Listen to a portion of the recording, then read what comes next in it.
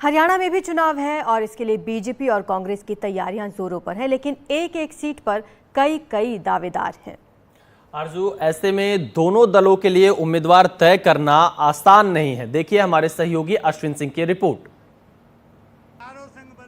1 अक्टूबर को विधानसभा चुनाव के लिए जनता लाइन लगाकर वोट डालेगी, लेकिन उससे पहले हरियाणा में टिकट के लिए नेताओं की लाइन लगी हुई है।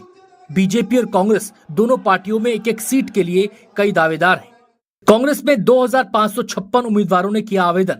नीलोखेड़ी से टिकट के लिए 88 आवेदन, जुलाना विधानसभा के लिए 86 आवेदन।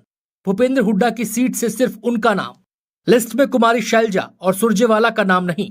बीजेपी में भी आए 2000 से ज्यादा आवेदन, लगभग हर सीट पर 22 उम्मीदवार।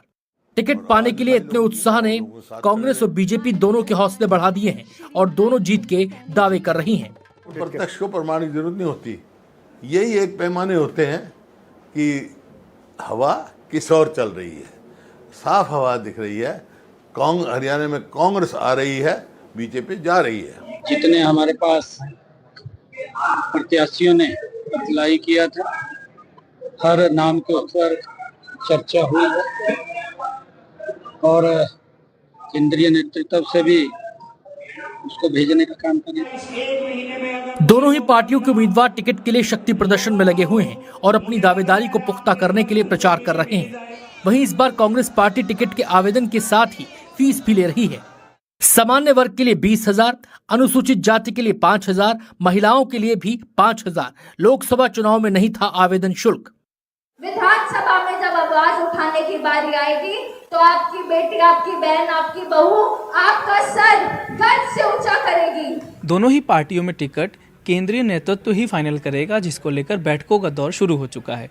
10 साल से सत्ता से दूर कांग्रेस वापसी करना चाहती है, वहीं बीजेपी अपने विजय रथ को आगे बढ़ाना चाहती है। मैं अश्विनी कुमार, एनडीटीवी इंडिया के लिए। हरियाणा विधानसभा चुनाव में इस बार जाटों के अलावा दलित वोटों पर सबकी नजर है। इस राज्य में दलित समाज की मौजूदगी आरजू लगभग 20% के आसपास है। और यही वजह है कि हरियाणा की पार्टियां दलित पार्टियों से तालमेल करेंगी। जननायक जनता पार्टी के दुष्यंत चौटाला और आजाद समाज पार्टी के चंद्रशेखर आजाद मिलकर चुनाव लड़ेंगे। जेजेपी 60 और चंद्रशेखर की पार्टी 20 सीटों पर चुनाव लड़ेगी।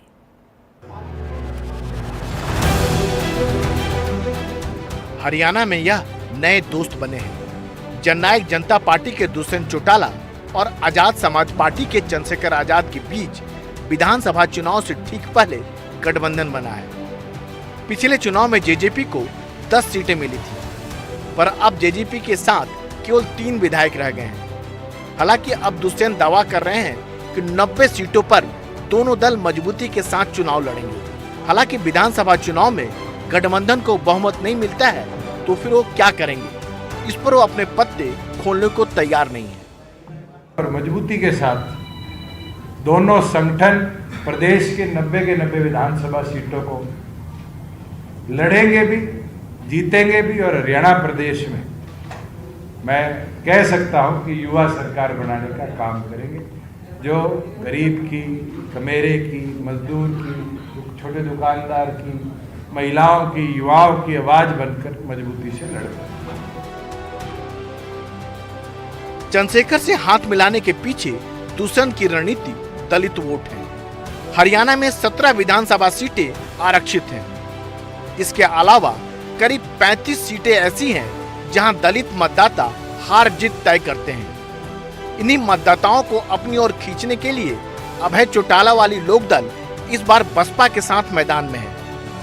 कांग्रेस में भी कुमारी शैलजा के समर्थन में पोस्टर लग रहे हैं। अब चंद्रशेखर भी हरियाणा से ताल ठोकने की तैयारी में है। मैं जिस सीट को जीत के आया हूं, वहां दोनों अलायंस ने एडी चोटी के जोड़ लगाए मुझे हराने के लिए, लेकिन हमारे लोगों ने अब तय कर लिया है कि अब उनको चंद्रशेखर आजाद को, भीम आर्मी आजाद समाज पार्टी को ताकत देनी। और अब उसका जब रिजल्ट आएगा तो ये आपको हरियाणा में भी देखने को मिलेगा। अब समय बदल गया। 10 साल से सत्ता पर काबिज बीजेपी को एहसास है, तभी तो पार्टी ने पिछड़ा वर्ग से आने वाले नवाब सिंह सैनी को इसी साल मार्च में प्रदेश की कमान सौंपी है। कांग्रेस में भी दलित चेहरा कुमारी शैलजा को मुख्यमंत्री बनवाने के समर्थन में पोस्टर लग रहे हैं। फिर भी पार्टी के नेता कुछ भी साफ साफ बोल नहीं रहे हैं।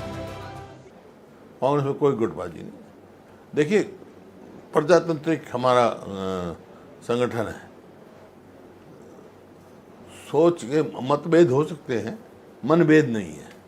पार्टी जो फैसला करती है उसके बाद सब एक होकर लड़ाई लड़ते। साफ है हरियाणा में वही सरकार बनाएगा जिसके साथ दलित होगा, क्योंकि यह हरियाणा की कुल आबादी का 30% हिस्सा है।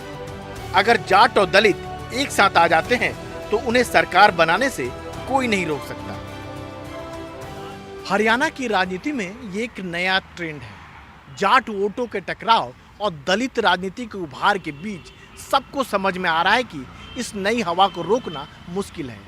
इसलिए सब अपनी सियासत के लिए एक दलित नाव खोज चुके हैं। नई दिल्ली से राजीव रंजन, एनडीटीवी इंडिया।